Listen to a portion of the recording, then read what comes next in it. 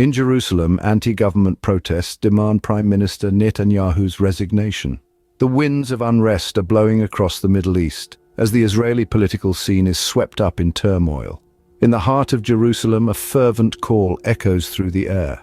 Anti-government protesters, some of whom are family members of hostages held in Gaza, are demanding the resignation of Israeli Prime Minister Benjamin Netanyahu. A familiar figure, former Prime Minister Yair Lapid, has voiced his support for these protesters and their demands. Simultaneously, the skies over Gaza bear witness to a grim spectacle. Israeli drone strikes have led to mounting casualties, escalating the already tense situation. Yet the conflict isn't confined within these borders. The ongoing tensions with Hezbollah in Lebanon continue to rise, adding another layer to this complex crisis. Back in Jerusalem, Prime Minister Netanyahu is under immense pressure. Calls for his resignation are growing louder even as he undergoes a medical procedure. Despite these challenges, Netanyahu remains resolute, emphasizing the necessity of military action in Gaza.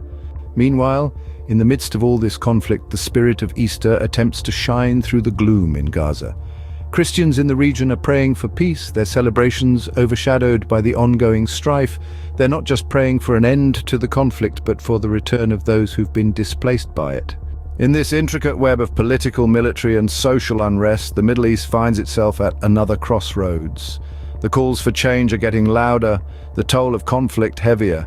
Yet amidst it all, hope persists, hope for resolution, for peace, and for a better tomorrow. The world watches and waits as the story continues to unfold.